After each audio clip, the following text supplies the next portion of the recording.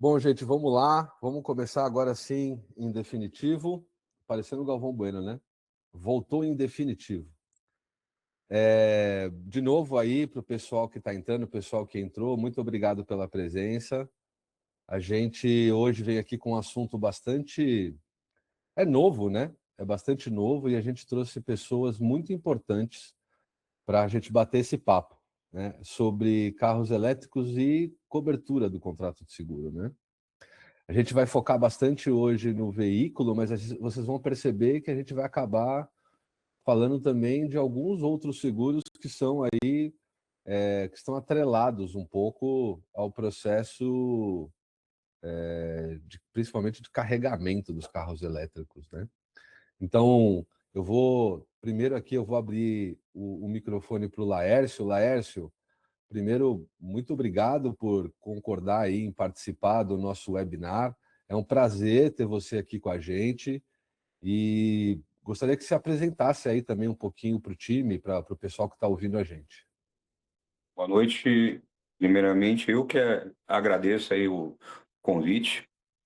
Eu sou corretor de seguros, trabalho com seguros há quase 30 anos, principalmente no ramo automotivo, e trabalhamos com outros ramos também. E acho que para todos o carro elétrico é uma novidade. E cada dia que passa, cada evento que nós temos aí na ajuda de soluções junto à seguradora, oficina, segurado, é um aprendizado novo, né? A gente descobre coisas que a gente achava que era coisa do futuro e a gente já está no futuro. Legal, Laércio, bacana. A gente vai conversar bastante ainda sobre esse assunto, tem bastante tempo, tem muitas questões que são importantes, outras questões que são curiosas em relação ao veículo elétrico. E quando a gente fala de técnica, né, como um veículo elétrico precisa ser reparado, enfim, muitas questões relacionadas, inclusive, à questão de instalação de carregadores elétricos. E para ajudar a gente também, a gente trouxe o Lucas. Lucas, por favor, se apresenta aí para a galera e fica à vontade aí. Perfeito. Primeiramente, muito boa noite para todos. É um prazer estar novamente aqui, mais uma vez conversando com vocês. Para quem não me conhece, eu sou o Lucas Christian, sou engenheiro automotivo, tenho bastante tempo já de formado, gostaria de ter tido mais, mas ainda tenho muito para aprender também.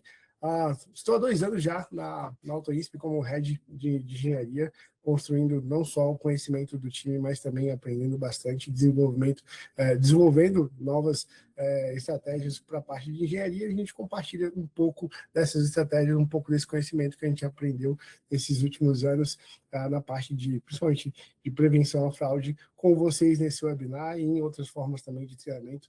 É sempre bom poder compartilhar o que eu tenho aprendido e o que eu tenho vivenciado aqui com o time de engenharia. Obrigado, Lucas. Pessoal, para quem não me conhece também, finalizando aqui as apresentações, eu sou Marcelo Kopzinski, eu sou vice-presidente de soluções de seguros aqui da AutoInsp. Eu tenho uma história aí de 30 anos no mercado segurador, trabalhei em uma seguradora bastante grande, na Allianz, fui superintendente tanto da parte jurídica, contenciosa, tanto como também da parte de sinistros, da parte de desenvolvimento estratégico. Atuava em todas as linhas de seguro, mas automóvel, obviamente, era o maior volume e que a gente tinha bastante contato, principalmente nos últimos anos aí, né? Última coisa, gente, se vocês tiverem dúvida, quiserem falar aqui com a gente, o Alan, que fica sempre atrás das câmeras, o pessoal fala assim, quem que cuida? Não sou eu que cuida da musiquinha, de tudo isso daqui, não, tudo isso aqui tem um cara, o Alan Furtado, ele tá... preciso pedir para ele abrir a câmera depois aí, para ele se apresentar também, mas isso só é possível porque esse cara deu um duro danado. Então, ele está ajudando a gente também. Então, tudo que vocês colocarem aí no chat, tá? Ele vai separar as perguntas e ou vai indicar para a gente, ou ele vai chamar e vai fazer a pergunta. Então, gente, só coloca aí no chat que a gente vai tentar responder todas as perguntas durante essa nossa conversa. E começando já o papo, eu queria escutar um pouquinho do Laércio. Bom, gente, dando um panorama geral aqui, né? se a gente for pensar em termos de cobertura contratual para veículos elétricos ou a combustão, não tem muita diferença, né, em relação às coberturas. Tem muita gente que questiona a cobertura de incêndio, mas, enfim, não tem muitas diferenças. Se a gente pegar aqui, as top 5 seguradoras vão ter condições gerais e coberturas semelhantes, obviamente, desde que você contrate a cobertura compreensiva, que vai ter aí colisão, incêndio, etc. Então, basicamente, não tem muitas diferenças. Mas é exatamente aqui onde não tem muitas, porque tem algumas exceções, e que a gente já vai entrar de cabeça. E aqui eu queria o nosso amigo Laércio, que ele comentasse um pouquinho, Laércio, como você vê quais são essas pequenas diferenças que você enxerga aí na cobertura e qual que você acha que delas é a mais importante para a gente já começar a falar aqui um pouquinho daquilo que cobre, que não cobre, se é um veículo a combustão ou se é um veículo elétrico. Pelo que a gente tem visto, basicamente as seguradoras se adequaram bem com a relação contratação, regulação de sinistro, eles se adequaram bem rápido, porque é uma novidade que não tem jeito, está vendendo muito. Alguns estados, inclusive, estão dando alguns benefícios para emplacar ele na cidade, mas, de modo geral, as seguradoras se adequaram bem, o que tem algumas... É até engraçado que quando se começou a olhar há 25, 30 anos atrás questão de airbag, todo mundo falava bateu o carro, abriu o airbag, o carro é perda total. Hoje o que se fala é o seguinte, se tiver uma colisão e estragar a bateria, é perda total? Talvez, né? Talvez. Então, isso aí todo mundo vai estar se adequando. Eu acho que tem muitas coisas que ainda estão fora do prumo. Acho que as montadoras elas vão ter que se regulamentar e tentar diminuir um pouco o preço, principalmente na parte de peças em gerais de latarias e da própria bateria, porque senão vai ficar uma coisa um pouco inviável, e é o que aconteceu no mercado na época do airbag. Hoje inclusive, tem alguns clientes que falam, pô, meu carro bateu, abriu o airbag, é perda total? Não, esquece, isso era 30 anos atrás, hoje não mais, né? Então, é uma coisa que é uma novidade.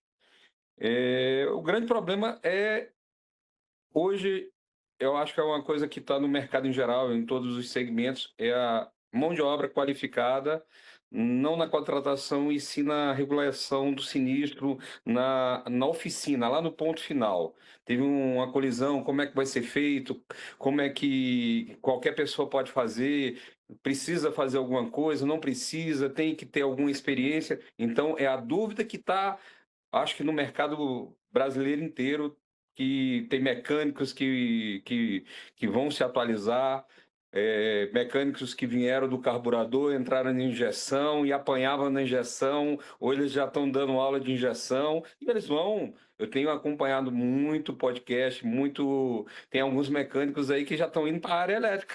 Então, eles estão se adaptando, já tem pessoas em alguns lugares do Brasil aí que estão fazendo a especialização em como é que faz a manutenção da bateria, se consegue mudar os componentes, se não consegue. Isso é uma novidade que todo mundo vai se adequar. Legal, Laércio, legal. Laércio, agora só trazendo um pouquinho, antes da gente falar do processo de reparação do veículos, e o Lucas o Lucas conhece esse negócio muito, eu queria bastante ouvir ele sobre vários aspectos, mas tem um ponto, acho que na cobertura dos contratos de seguro, se a gente olhar hoje para as condições gerais da seguradora, uma grande exceção em relação à cobertura e eu vou falar especificamente da cobertura de incêndio, né? A diferença entre o carro a combustão e do incêndio.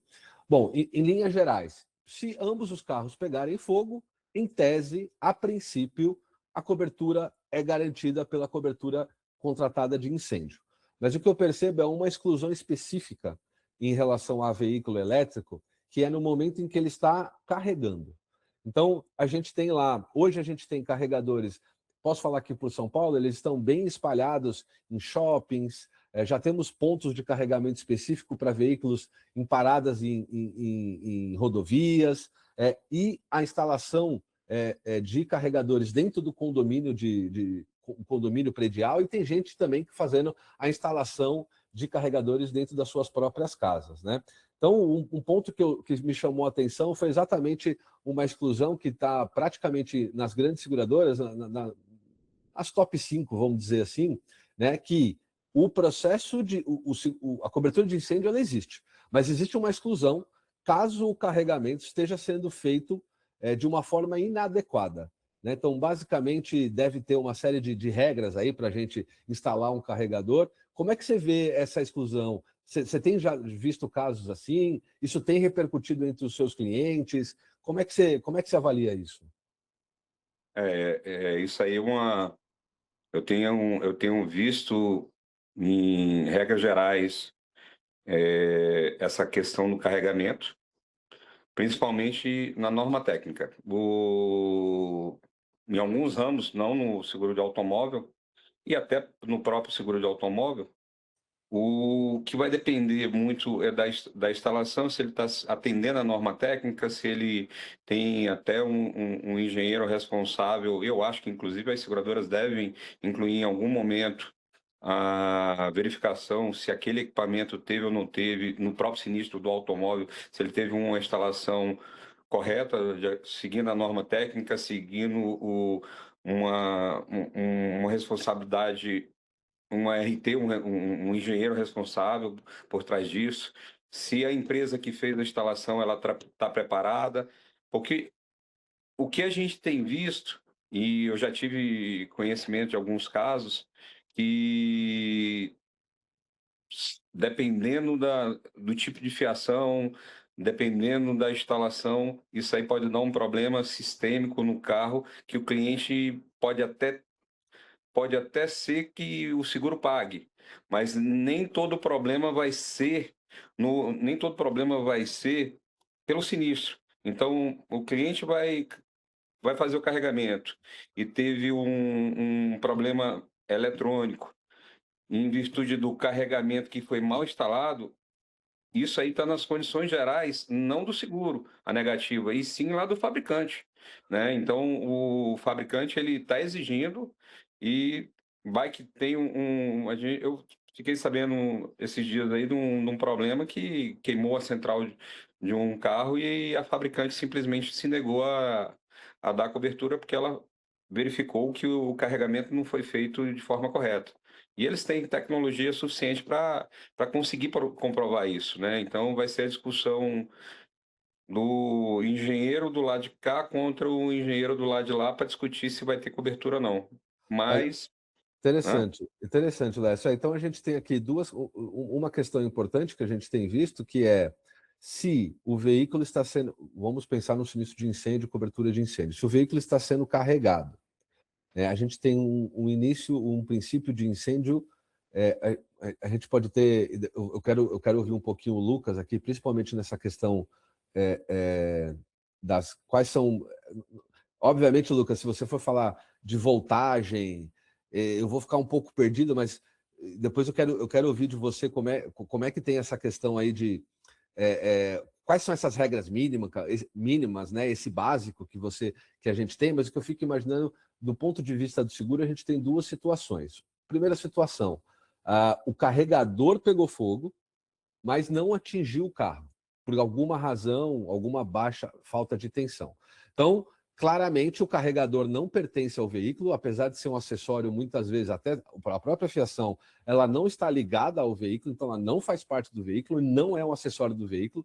Todas as coberturas das seguradoras, a princípio, pode ser que a gente tenha alguma extensão, tá?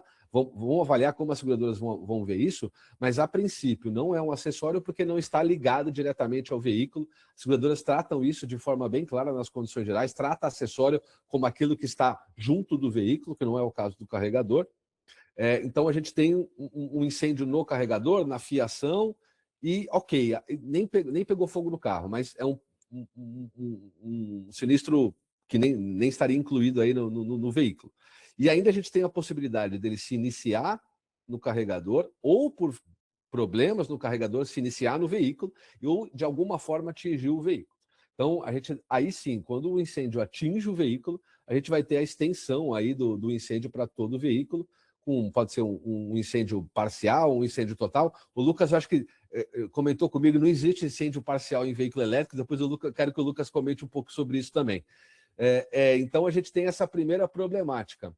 Lucas, como é que você vê essa questão, tanto da regra, quais são as regras mínimas que você avalia ali para que esse carregador esteja de acordo com a BNT, enfim, deve ter alguma norma técnica em relação a isso, e como você vê também, se fica claro para você essa questão, o incêndio no carregador, incêndio no veículo, e aí depois a gente pode até abrir aqui, Laércio, também, o incêndio que inicia no carregador vai para o veículo, e do veículo ele expande para outros veículos que estão próximos, ou ainda uma outra questão, né?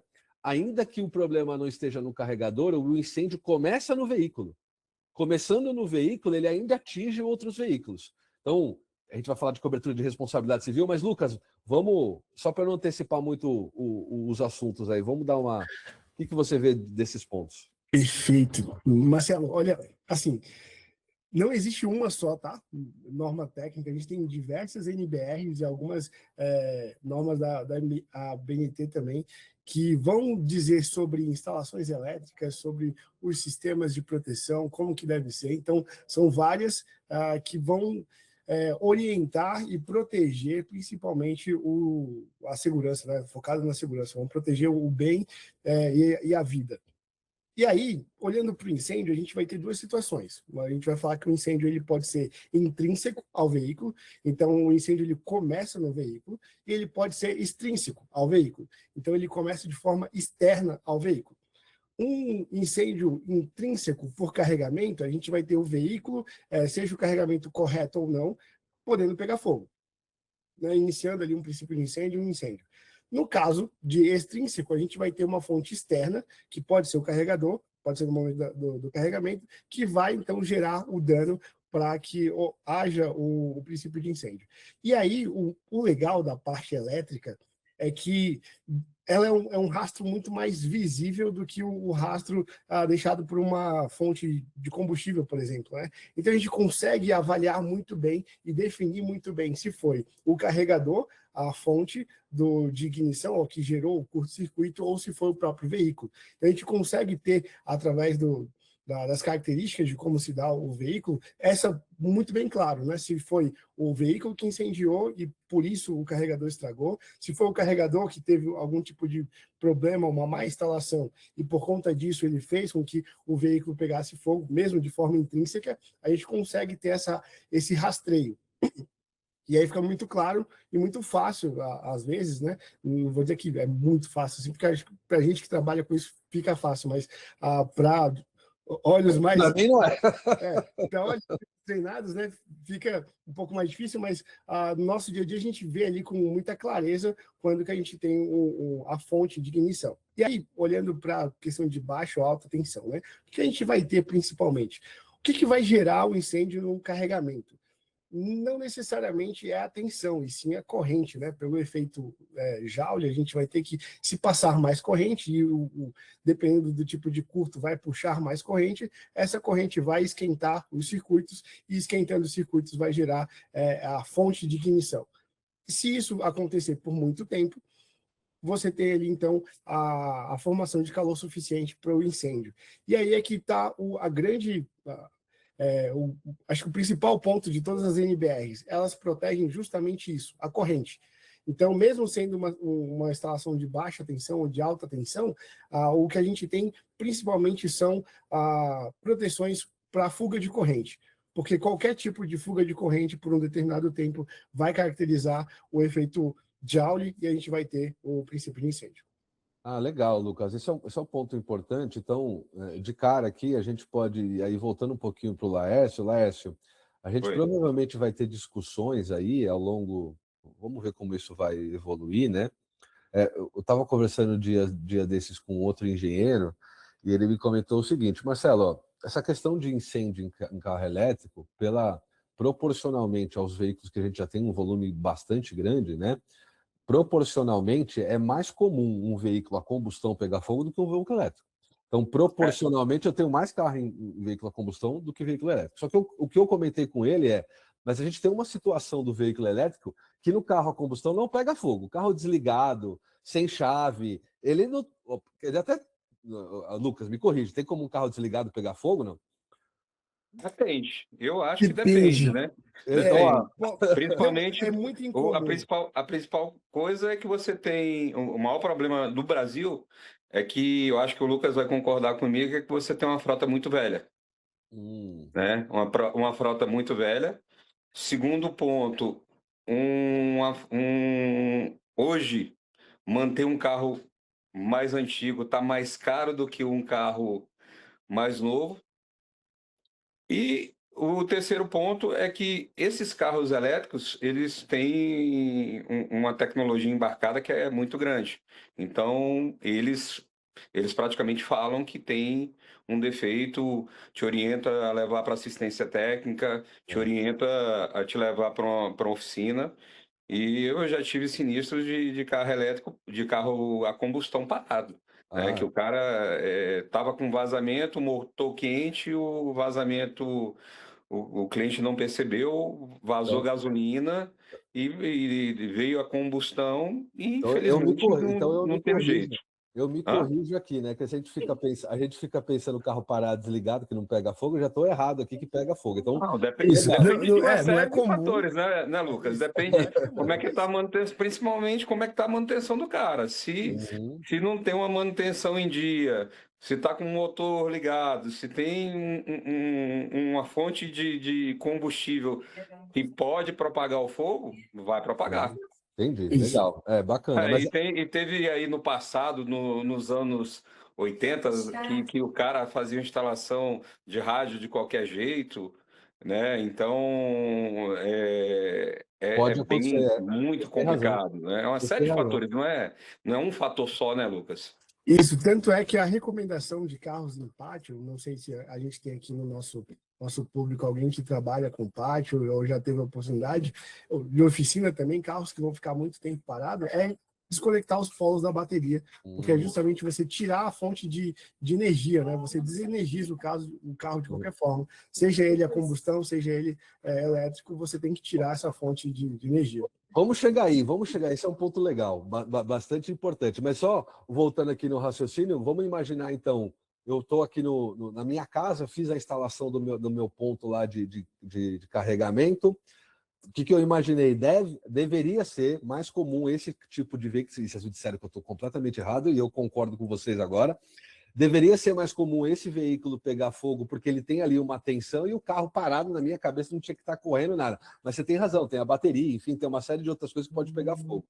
Então, pensando nessa linha, pensando na cobertura do contrato de seguro, a gente já sabe que o seguro cobre, se o carregador tiver completamente de acordo com as regras, vou chamar aqui a BNT em geral, eu vi em algumas condições gerais alguém mencionando a BNT, né? Se tiver todo de acordo com a BNT, o veículo pegou fogo, está coberto dentro da cobertura de incêndio. Mas a gente tem um segundo risco, e aí, Laércio, esse aqui também é interessante. Vamos supor que começa no carro, começa a pegar fogo e pega na sua casa. Você instalou lá na sua residência, colocou lá e ele se alastrou para a sua casa. Como é que você vê aí? Porque a gente começa a falar de cobertura de responsabilidade civil, existe, não existe? Como é que você vê isso? Isso aí é bem simples, né? Dentro do seu próprio imóvel, o imóvel não é seu terceiro, é seu. Então não vai ter cobertura. Aí você vai ter que ter não vai ter cobertura para o imóvel, deixar bem claro, né? Então, mas o automóvel vai ter cobertura, vai ter que ter um seguro de incêndio patrimonial do imóvel, a fim de cobrir também as avarias do imóvel, né? Legal, bacana. Então, para deixar bem claro aí, o pessoal que tem também o carregador dentro de casa e tal, ficar bem esperto aí com o seguro residencial de vocês, com cobertura de incêndio. E é muito barato, né? Deixa eu aproveitar, é muito barato. Porque eu acho que eu fiquei com uma dúvida. Nesse caso, então, eu tenho 2 sinistros, certo? Eu vou ter que abrir um sinistro para o meu carro, que pegou fogo, e um sinistro para minha casa, que pegou fogo. São situações separadas. Exatamente. O seguro residencial. Exatamente. O seguro residencial. E agora, para botar mais uma pitada de problema, Vamos imaginar, então, um carregador cuja instalação foi feita pelo condomínio, né? Então, imagina a seguinte situação. Eu tenho uma vaga especial dentro do meu condomínio, que não é nem a minha vaga, que tem lá um carregador elétrico, eu conecto lá meu carro e aí eu tenho um começo de incêndio. Então, a gente tem duas situações aqui de novo, Lucas, esse é um ponto importante. Primeiro, que o carregador não é do carro, então ele não faz parte do veículo, o carregador não está coberto.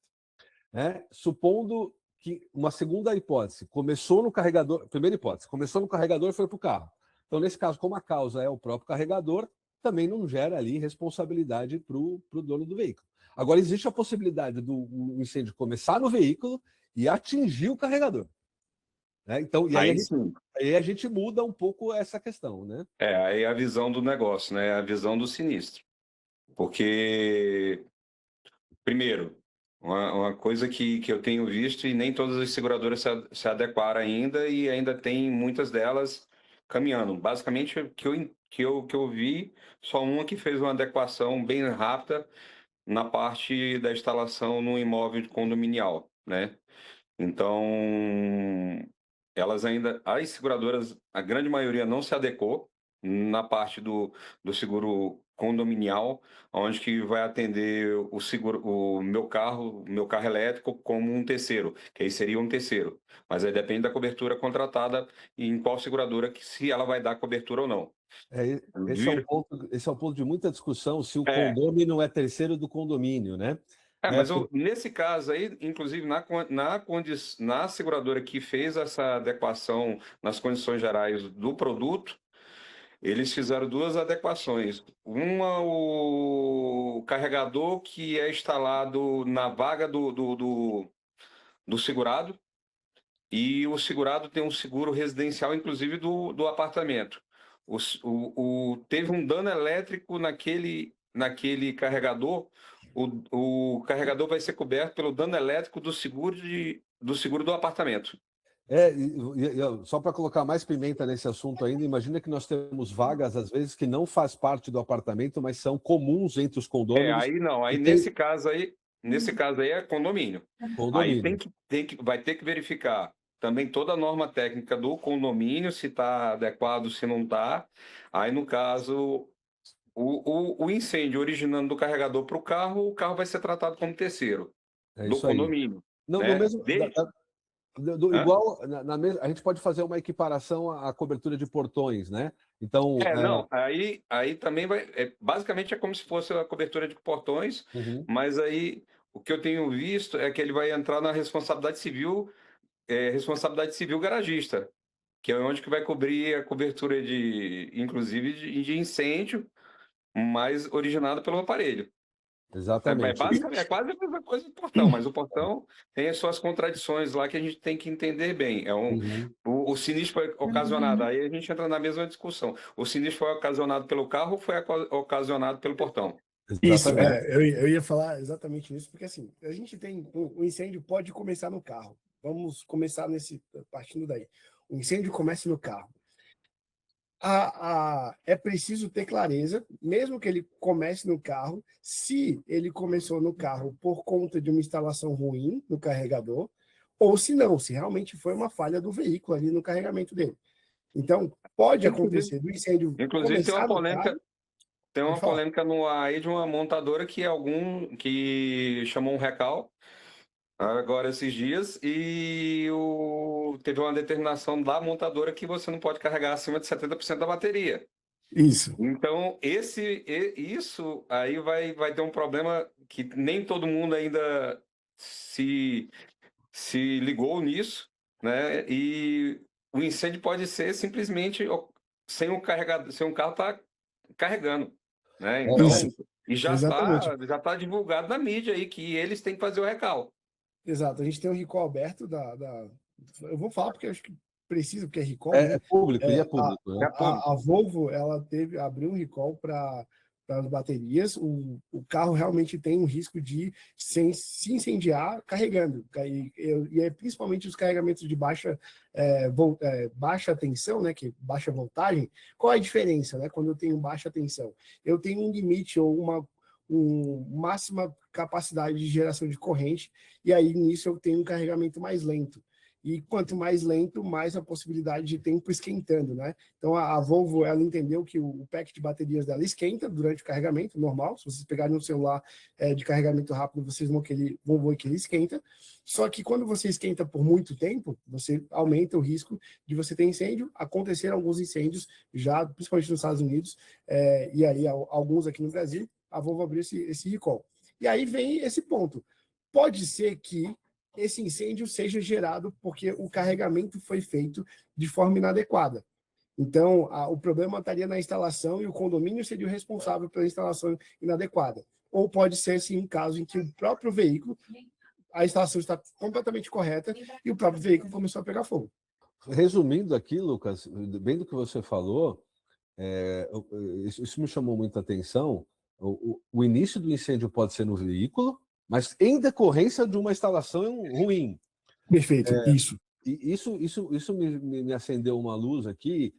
Logo, a identificar a causa raiz do início do incêndio para esses casos, com um processo, um laudo de engenharia, vai ser essencial para o processo de regulação. E aqui eu já vou antecipar algumas coisas que, no caso do recall, aí, que a gente está falando de uma falha do produto, né? Nesses casos, a seguradora cobrindo o veículo de incêndio tem ressarcimento contra a montadora, né? Porque o incêndio... Mas no caso aí, de acordo com as condições gerais, se foi decretado que teve o recall realmente, o seguro não vai ter cobertura no caso de um incêndio. Então, Isso aí a gente tem... já causa determinante. O cara teve incêndio e foi decorrente do recall, não vai ter cobertura pelo seguro. Laércio, a gente já teve essa discussão em vários outros tempos, tá? E não só para veículo elétrico. Os nossos tribunais, o que eles fazem? Qual que foi a decisão final dos tribunais nesses casos de recall? O segurado ele tem um tempo para fazer esse recall. Então, por mais que ele não tenha atendido imediatamente o recall, ele teria tempo a fazê-lo. E a causa natural do sinistro foi a falha do produto, né? Que a gente chama, dentro do Código de Defesa do Consumidor, a gente tem a responsabilidade por falha do produto, efetivamente, né? Então, ela nasce ali. Então, mesmo que a seguradora, enfim, ela pode ali, por conta das condições gerais, querer recusar aquele sinistro, mas supondo que ela indenize, ela teria ressarcimento contra a montadora, assim como o cliente também tem. Inclusive, aqui, só lembrando, né, o direito da seguradora de ressarcimento, ela advém do segurado. Então, todo o direito que o segurado tem com relação àquilo, quando a seguradora paga a indenização, ela subroga e aí ela pode cobrar daquele que causou efetivamente o dano o ressarcimento. Então, nesse aspecto, também é importante que a gente fique de olho nos sinistros para entender, né, se existe algum recall ou não e se existe essa possibilidade de ressarcimento. Se não pela seguradora, caso ela não indenize, pelo menos para o segurado em relação à montadora. Porque mesmo com recall, a responsabilidade da montadora permanece. Isso também é definido pelo Código de Defesa do Consumidor. Então aqui a gente fecha uma responsabilidade objetiva aqui da montadora. Então aqui acho que a gente fecha todo esse processo. Só uma questão com relação ao recall, é uma coisa bem interessante que teve uma determinação que foi parar, inclusive, nos tribunais superiores, e as montadoras falaram, ó, a gente está disposto a fazer o recall, inclusive o recall é um seguro, né? As montadoras contratam um seguro para bancar essa situação. E as montadoras, eles conseguiram até um recurso bem específico e conseguiu também uma ajuda do Denatran, onde que ele falou, a montadora fazia o chamamento público e os clientes não iam. Que começou hoje e tem muita gente que fala, pô, mas meu carro veio com um documento aqui informando que tem um recall aberto, ou então não estou conseguindo emitir o documento. Fizeram um acordo acho que é um acordo de cavalheiros, entre montadoras e Denatran, onde que teve o recall, está publicado, vai ser transmitida essa base entre montadora e Denatran e vai ser bloqueado o documento. Inclusive, a gente teve um caso esses dias em Brasília, do recall antigo da Toyota, onde que era a substituição do airbag. que uma senhora veio a colidir na traseira de uma Fiorino e ela não tinha feito o recall, não tinha prestado atenção, não tinha tirado documento, né? E ela veio a óbito em virtude do fragmento que explodiu do volante, que foi direto na cabeça dela. E teve aquele burburinho que chamaram a montadora, quiseram colocar na conta da montadora, e a própria montadora falou: esse recall está aberto tem 10 anos, se eu não me engano, e não foram, ninguém chamou. Eu acho que, inclusive, as autoridades devem até mudar essa lei do recall, porque a própria Toyota falou que só desse recall do airbag deve ter mais ou menos quase 10 mil carros no Brasil que não fizeram.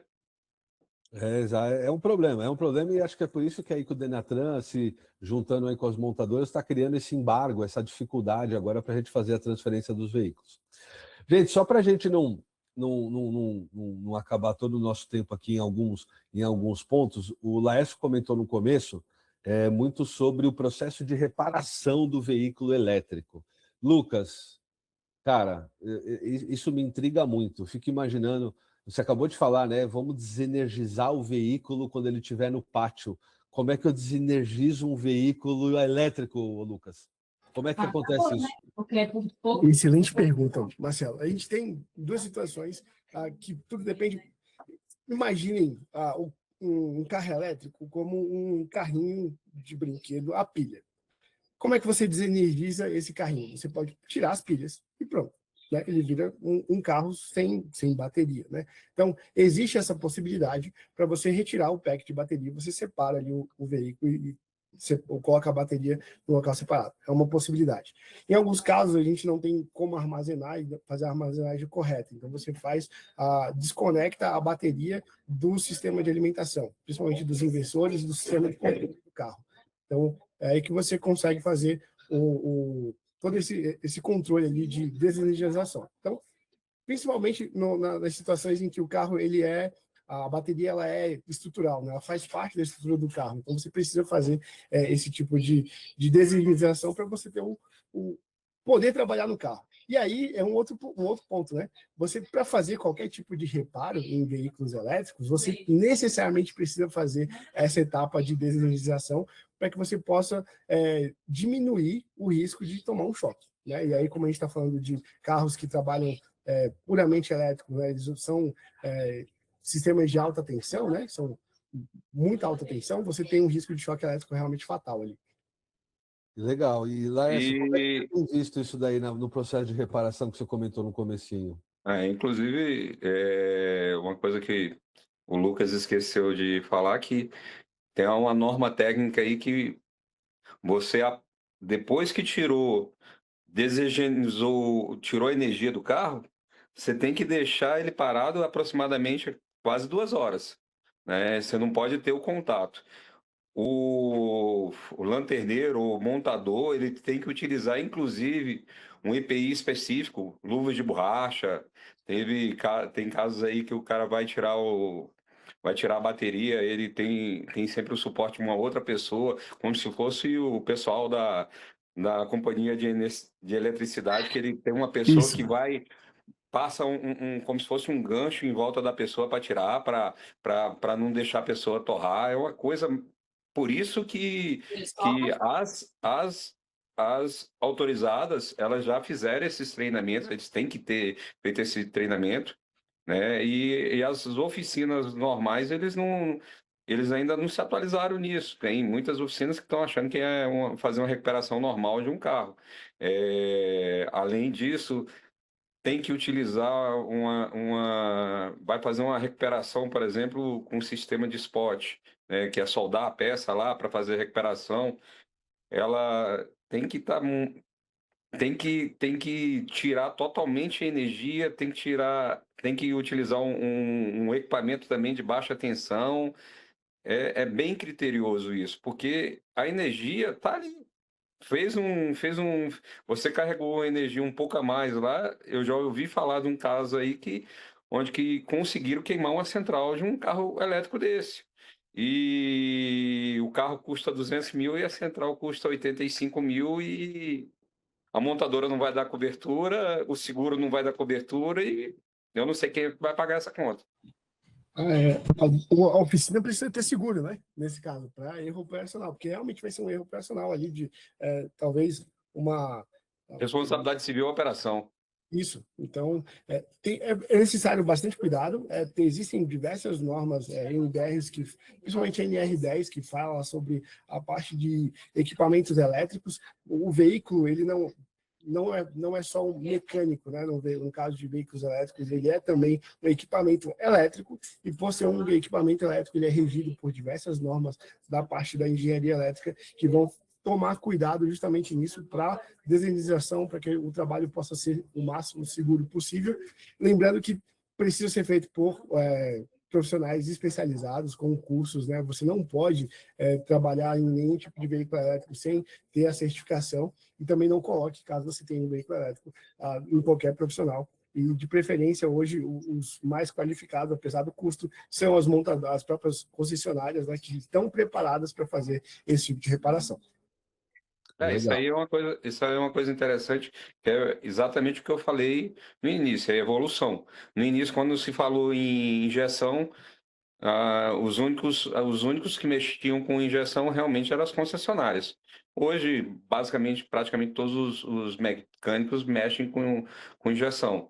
E eu acho que isso aí vai chegar porque o cara vai ter que se atualizar, né? O mecânico vai ter que se atualizar, vai ter que fazer a verificação.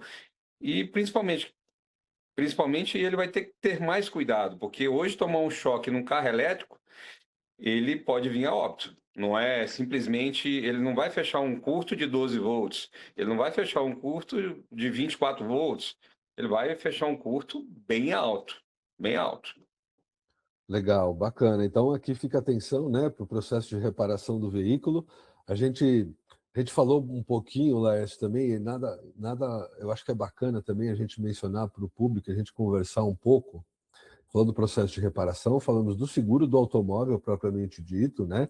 Então, muito cuidado, se esse veículo atinge um outro veículo, você não é terceiro de você mesmo. Se o outro veículo for seu, você tem que ter um outro seguro do outro veículo. Se a casa for sua, você não é terceiro de você mesmo, não existe. Um ponto bastante interessante aqui é que o seguro é de responsabilidade civil. O seguro de responsabilidade civil ele é baseado no ato ilícito. Então, quando você comete um ato, e aí, gente, é bem amplo essa visão de ato, tá? O ato, a omissão, enfim, ilícito, e causa um dano a outrem, essa é a palavra, inclusive, que a lei usa, uma palavra feia para falar de outra pessoa que não é você, né? Aí você gera responsabilidade, né? Então, ato ilícito mais dano, responsabilidade. Basicamente é isso. Mas é ato ilícito mais dano, outra pessoa, não pode ser você mesmo. E aqui, chamar atenção um pouquinho, muitas das seguradoras, elas têm uma exclusão que eu particularmente não gosto muito, mas elas têm uma exclusão que elas também não consideram terceiros. Parentes consanguíneos, de primeiro grau, irmão, né, chega até em parentescos colaterais, cônjuge.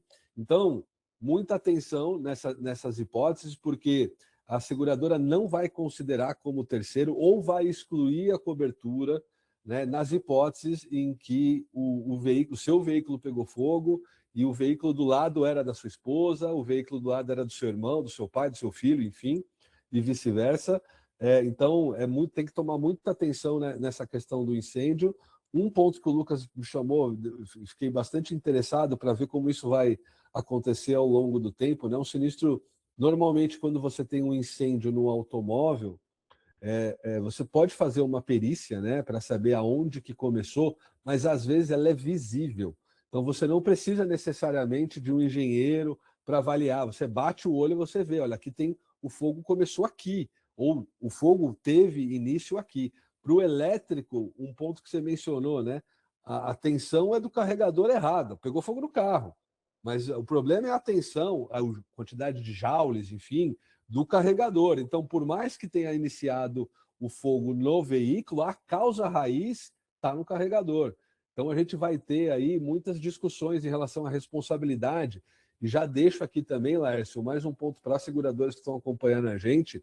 Se eu tenho uma empresa que instalou o carregador e o incêndio teve início nesse carregador e foi para o carro, a empresa que instalou também é responsável. ela também é o produto dela que ela está colocando ali. Se tem algum defeito, algum problema que causou dano, a seguradora também tem ressarcimento nessa hipótese contra a empresa que fez a instalação inadequada ali naquele. E aí, de novo, vai ser uma briga, que nem você falou, é engenheiro contra engenheiro. Vai ser o engenheiro da seguradora, o engenheiro da empresa, tem que contratar um terceiro engenheiro para ver qual dos dois tem razão, fazer uma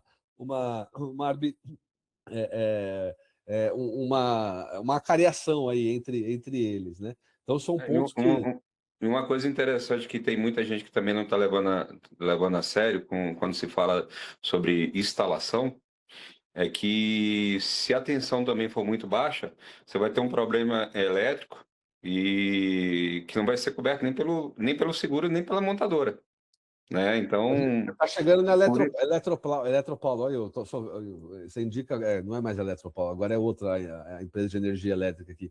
Mas a gente pode chegar até a dizer, portanto, que a culpa é da empresa que fornece ali, que faz. prestadora de prestadora, sim. Prestadora, mas você tem, obrigatoriamente nos carregadores, você tem sistemas de segurança que onde que está tendo baixa tensão, ele não vai ligar, onde que tem alta tensão demais, ele também não vai ligar, mas tem um problema se você fizer a instalação principalmente com fios que não são apropriados, ele vai gerar um dano elétrico no carro que não vai ser coberto nem pelo seguro nem pela montadora. Uma coisa que eu falo muito é que o brasileiro tá comprando carro elétrico, eu acho que na emoção. O vendedor chega para ele e fala, ó, que facilidade que você vai ter agora que você não vai precisar mais carregar o carro no posto de gasolina, você vai simplesmente chegar em carro e plugar. E ele comprou aquele lá na emoção e depois que ele vai ver como é que vai fazer realmente, se vai conseguir, se não vai. Isso aí eu tenho visto em alguns grupos que é uma discussão em todos os condomínios, principalmente nos condomínios mais antigos. Os condomínios novos já estão vindo bem adequados, eu já tenho visto vários condomínios novos que estão se adequando a isso, mas o problema é que eu tive vários clientes que me perguntaram: estou comprando um carro elétrico, o que você acha? E a primeira pergunta que eu faço para o cara: você vai carregar o carro onde? Não. Inclusive, eu tive um cliente que falou: não, porque o faz tudo lá do prédio, ele vai fazer a instalação para mim. Eu falei: ah, legal, legal. Então não está se levando a serenidade que deveria ter o assunto. Acho que tá. Eu acho que deve seguir, deve ter novas normas técnicas aí, fiscalização. Alguns síndicos estão sendo omissos com isso, e a omissão, no caso de um seguro de condomínio, não vai ter cobertura pelo seguro de responsabilidade civil do condomínio. Então, o cara tem que cuidar muito bem desse tema. Alguns clientes nossos que são síndicos profissionais, síndicos de prédio, e todos que me procuram sobre o assunto, eu falo bem sobre o assunto, que ele tem que procurar um engenheiro responsável, buscar entender, inclusive tem alguns parceiros que eu indico, a fim de tirar a dúvida não só do síndico, e sim do condomínio em geral, do cara que quer instalar para fazer uma fonte de renda, será que ele pode fazer aquela instalação? Eu tenho visto em alguns locais que as pessoas têm instalado postos de gasolina, será que aquela instalação está bem feita? Tem também, exatamente o que você falou aí, você pega hoje, vai fazer a instalação num posto de gasolina, se tiver uma descarga elétrica, será que o seguro do posto de gasolina vai cobrir uma descarga elétrica mal feita? É um assunto novo. Legal, bacana. Eu acho que vai surgir bastante dúvida e, enfim, a gente também vai entender como as seguradoras vão agir ao longo do tempo em relação a esse sinistro, se a gente vai ter novas exclusões, se a gente vai ter extensões de cobertura, porque o que a gente não pode esquecer, gente, é que a seguradora tem que atender o cliente. Então, atender, foi uma coisa que eu mencionei no começo, né? O carregador em si, a princípio, né, eu estou falando do cabo aqui, né, dos plugs, etc. A princípio, ele não é considerado um acessório como a seguradora trata, porque apesar de vir com o veículo muitas vezes, acho que sempre, né? Não sei se é muitas vezes, mas sempre deve vir com o veículo, não tem um ainda. Não, Mas tem algumas montadoras que inicialmente eles proporcionaram o carregador como um brinde. Hoje Uhum. tem algumas montadoras que não estão fornecendo mais isso e você tem que comprar o equipamento. Certo. E aí, enfim, será que não deve ser barato, imagino eu, né? Esses plugs, enfim, não Cara, deve ser barato, é caro. E a seguradora, na verdade, o que eu vejo aqui é que ela tem uma oportunidade de garantir uma extensão de cobertura aí, né? Então, tem coisas aqui que eu acho que a seguradora vai poder evoluir nesse sentido. Eu acho que no começo agora existe aí um certo medo, porque não se conhece efetivamente o risco, né? Então, lá fora eu acho que isso é muito mais, já está mais desenvolvido, principalmente na Europa, os veículos elétricos chegaram um pouquinho antes, já tem muito mais lá do que aqui. Agora que a gente está crescendo a nossa frota, enfim, e aqui tem os novos desafios, a gente pode aprender do que a gente vê na Europa, Estados Unidos, enfim, e avaliar se a gente consegue ampliar essas coberturas, que eu acho que o cliente no final tem que ser atendido, e tentar, na medida do possível, ter um mínimo de exclusão, porque de fato o sinistro seguro foi feito para ser pago, né, gente? E não para ser recusado. E obviamente também que a gente não pode permitir que o segurado não tome nenhum cuidado com o bem dele, né? E isso possa caracterizar ali até uma perda de direitos, dependendo da omissão que o segurado tenha no sinistro. Ele tem que ter os cuidados mínimos, mas também a gente não pode deixar os segurados completamente desamparados, né? Então a ideia é que as seguradoras venham a fazer, tenham a cobertura. Achei legal que não teve de cara nenhuma seguradora que quis, ou pelo menos a princípio, né? Não me lembro de ter nenhuma que quis excluir o incêndio, porque é mais propenso a pegar fogo. Aí eu escutei desse engenheiro que eu te falei, Lucas, que, cara, na verdade ele pega até menos fogo do que carro a combustão, então na verdade nem é tanto um risco pela frota que a gente está avaliando, mas o legal é que a gente conseguiu pelo menos dar uma cobertura interessante aí para os nossos clientes e tratar especificamente de casos muito específicos que podem gerar alguma repercussão, seja no processo de ressarcimento, seja no processo de regulação. O Laércio aqui estava bastante preocupado com a questão das peças, né? Os veículos provavelmente não devem ter peça disponível no mercado, assim como a gente teve lá no passado também, quando outras marcas chegaram no Brasil, depois isso melhorou. Tem marcas que estão aí até hoje há bastante tempo que também não tem peça. Eu diria que isso... Pode comentar, Laércio.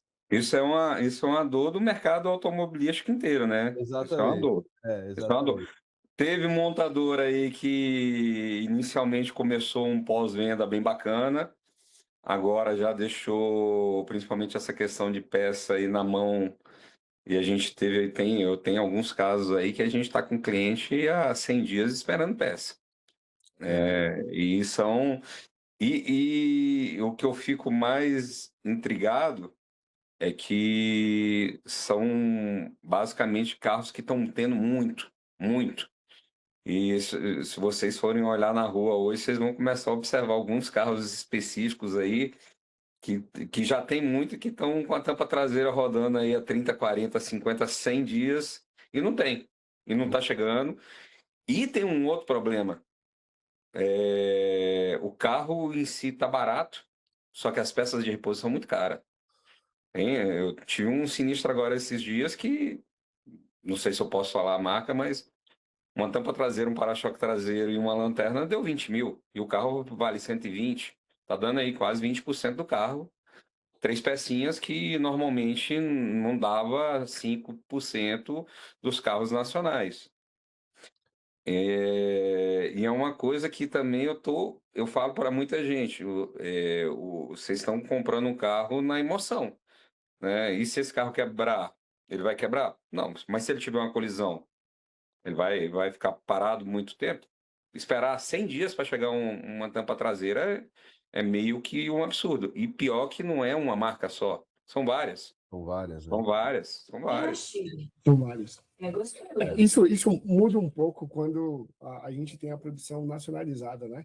Então já tem uma movimentação muito grande, né? Quase todos os fabricantes, não as novas, né? Mas as que já estão no mercado há pelo menos 5 anos no Brasil, ou um pouquinho menos do que isso, mas elas já estão começando a olhar para a fabricação aqui no Brasil, montar, né, aqui no Brasil, justamente por conta disso, para ter um maior suporte logístico das peças e melhorar esse apoio, porque realmente esperar muito tempo por uma tampa traseira é algo que é muito comum, né? Acho que o pessoal que trabalha com regulação e com sinistro, acho que o caso mais comum o carro da frente freou, eu não vi, eu bati. Aí você tem para-choque dianteiro com para-choque traseiro e tampa. É o mais comum, né? Então, você tem bastante dessas peças, principalmente, e esperar muito tempo, acho que isso gera uma insatisfação tanto no cliente quanto no segurado, né? E a seguradora acaba saindo como ruim, às vezes, né? Porque ela não tem muito o que fazer, ela não consegue fabricar a peça, né? Enfim, então, e às vezes o corretor apanha também muito junto, né, Laércio? Às vezes o cliente bota a culpa no corretor também, né? Mas eu acho que eu tenho até uma resposta na língua. Quem fabrica a peça é a montadora. Quem fabrica a peça é a montadora. Infelizmente, a gente já teve vários casos do cliente querer entrar na justiça, querer falar que tem que resolver rápido, mas infelizmente a seguradora está disposta a pagar, né? Você pega um carro de 120 mil, estou pagando um sinistro de 20 mil, não é barato. Vamos ser bem claro que 20 mil não é barato para a realidade brasileira. E a seguradora está com cheque feito em branco lá para a oficina. A oficina está querendo comprar, também está com cheque em branco para a montadora e a montadora não tem a peça para fornecer. Isso aí não é de hoje. Tem marcas nacionais aí, fora combustão mesmo, para fábricas que teoricamente são nacionais, que estão com problema com o sistema de gestão de peças aí, de fornecimento de peças, gestão completa que está com problema há quase um ano e ninguém fala disso. Então, problema de peça é generalizado. É mesmo. Pessoal, só lembrando aí, pessoal que está assistindo a gente aí, se tiver alguma dúvida, quiser mandar aí no chat, a gente vai pegar os minutinhos finais aqui para responder, tá? Lucas, acho que para a gente ir para a saideira aqui, se o pessoal mandar as perguntas, a gente responde depois. Cara, eu estava pensando aqui, o Laércio tinha falado, né? Abriu o airbag e deu perda total. E com o carro elétrico, pegou a bateria, deu perda total, Lucas? Olha, não vou dizer que é uma porcentagem pequena, nem que seria majoritariamente todos os casos, mas é a grande maioria. Tá? Uma proporção por volta ali de 60% dos veículos, eles têm um custo muito elevado na bateria, custando em torno, sempre acima de 50% do valor do carro.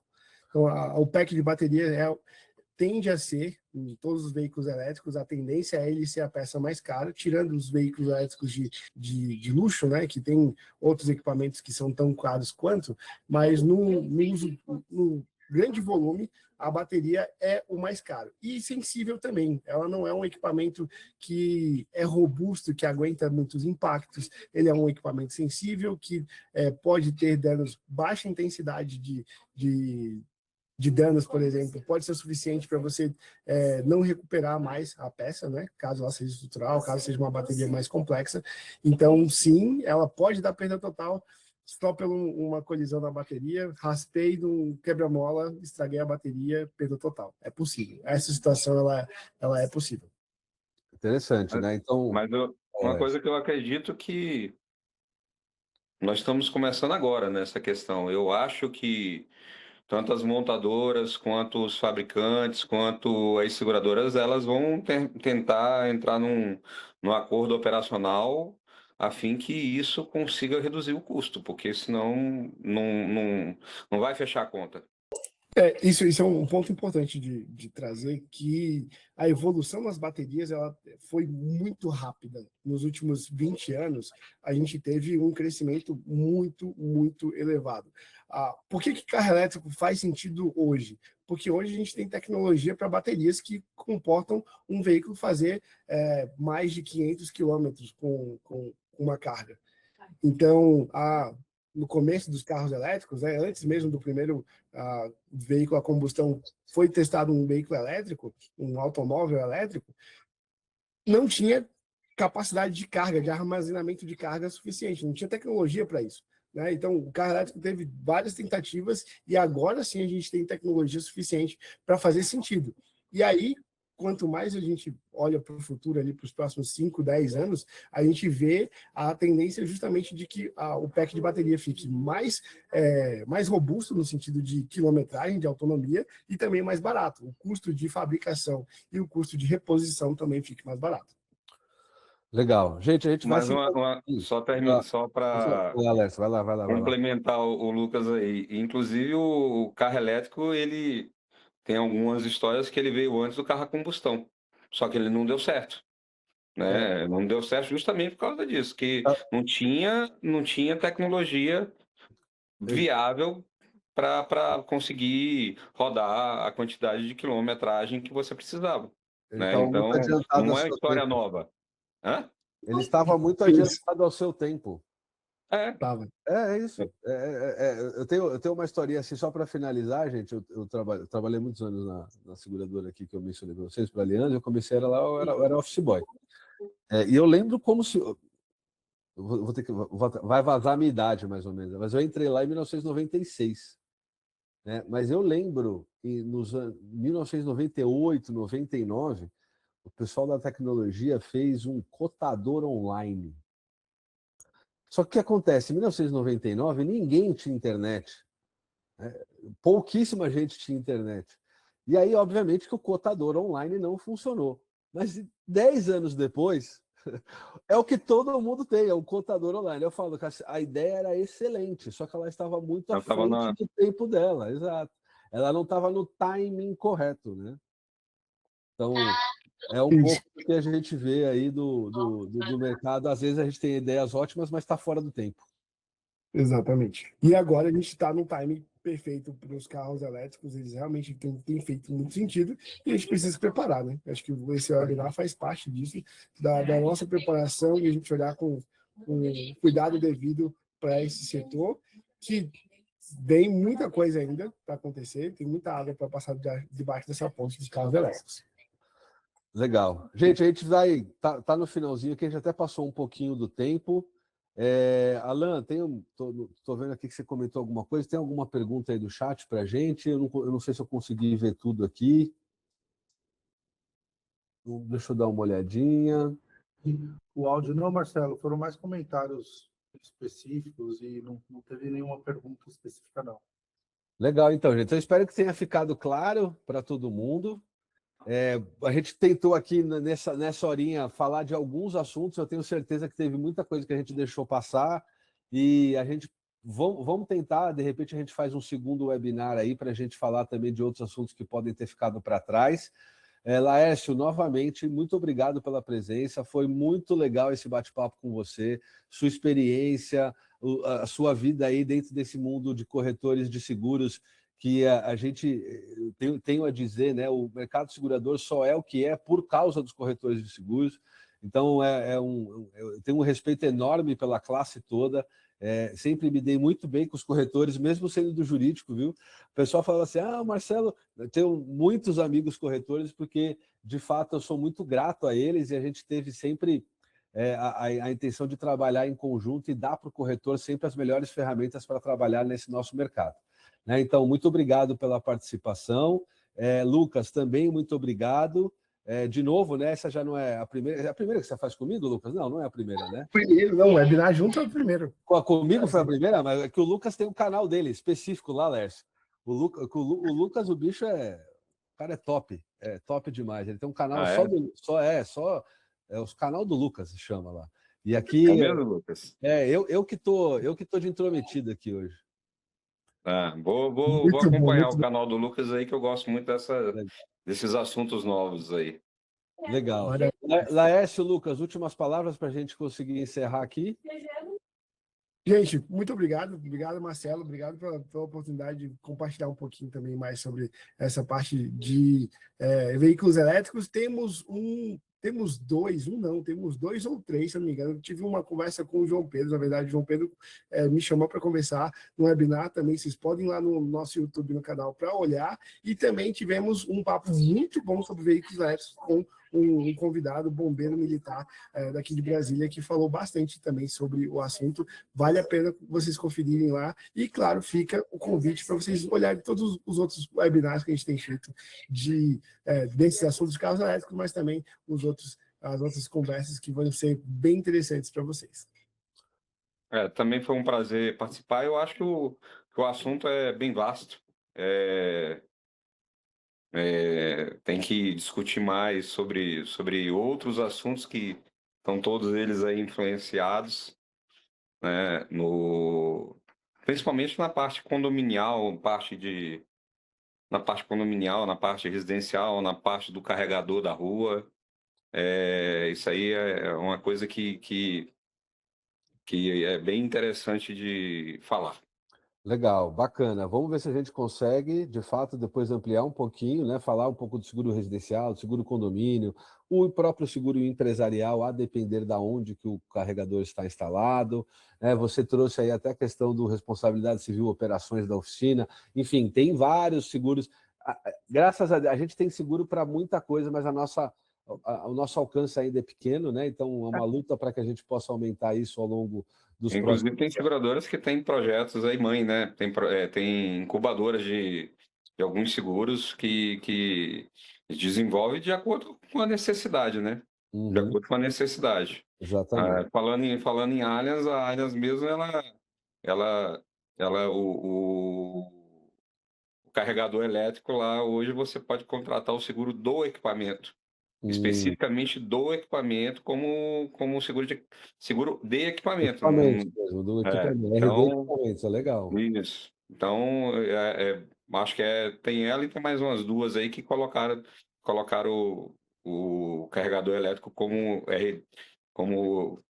equipamento, seguro de equipamento. Então, vai mexendo, vai dando uma enxadada e vai achando um seguro novo aí para cada operação, né? É isso aí, é isso aí.